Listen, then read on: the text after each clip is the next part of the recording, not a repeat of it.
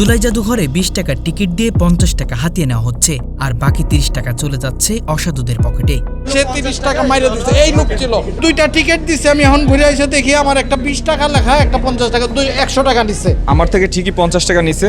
এখানে ২০ টাকা সমমূল্যের একটা টিকিট, এখানে এন্ট্রিতে ২০ টাকা, তার মানে ৩০ টাকা কিছু তো একটা হচ্ছে। হ্যাঁ, ঠিকই শুনেছেন, যে জুলাই গণঅভ্যুত্থান ছিল দুর্নীতি ও অনিয়মের বিরুদ্ধে, সেই জুলাইকে স্মরণ করে নির্মিত জাদুঘরে উঠেছে টিকিট নিয়ে অনিয়মের অভিযোগ। দুর্নীতি এই যে টিকিটের শুরু হয়ে গেছে। জুলাই জাদুঘরে প্রবেশের জন্য শিশুদের টিকিটের মূল্য ২০ টাকা এবং প্রাপ্ত বয়স্কদের জন্য ৫০ টাকা নির্ধারণ করা হয়েছে। কিন্তু অভিযোগ উঠেছে অনেক প্রাপ্ত বয়স্ক দর্শনার্থীদের হাতে শিশুদের ২০ টাকার টিকিট ধরিয়ে দিয়ে তাদের কাছ থেকে নেওয়া হচ্ছে ৫০ টাকা। আমাকে বাচ্চাদের একটা টিকিট ধরাই দিছে। বাচ্চাদের টিকিট দিয়ে দিছে। আপনি কি আমাকে বাচ্চা মনে ভাবছেন? অ্যাডাল্টদের টিকিটের মূল্য হচ্ছে ৫০ টাকা।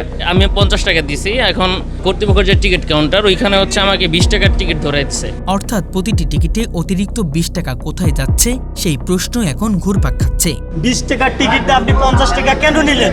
জাদুঘরে আসা একাধিক দর্শনার্থী অভিযোগ করেছেন তাদের কাছে শিশুদের টিকিট দিয়েই প্রাপ্ত বয়স্কদের ভাড়া নেওয়া হয়েছে। বয়স সীমা দেওয়া রয়েছে ৩ থেকে ১২ বছর বয়সের। তবে যিনি টিকিটটি নিয়েছেন তিনি নিশ্চয়ই ৩ থেকে ১২ বছর বয়সের কোনো শিশু নন। তবে টিকিটের দাম লেখা রয়েছে ২০ টাকা। আপনার কাছ থেকে কত টাকা নেওয়া হয়েছে টিকিটের জন্য? ৫০ টাকা।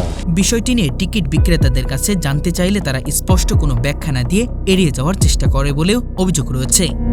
সবচেয়ে বড় প্রশ্ন হলো যে জুলাই গণঅভ্যুত্থানের মূল চেতনা ছিল দুর্নীতি ও অনিয়মের বিরুদ্ধে অবস্থান নেওয়া। সেই স্মৃতি বহনকারী জাদুঘরে যদি প্রথম দিন থেকে এমন অভিযোগ ওঠে তাহলে তা অত্যন্ত উদ্বেগজনক। জুলাই অভ্যুত্থান পরবর্তী রাষ্ট্রের এই আবেগঘন একটা জায়গা, সেইখানে যদি দুর্নীতি শুরু হয়, এটা আসলে রাষ্ট্রের জন্য লজ্জাজনক। এখন দর্শনার্থীদের প্রত্যাশা সংশ্লিষ্ট কর্তৃপক্ষ দ্রুত বিষয়টি তদন্ত করবে।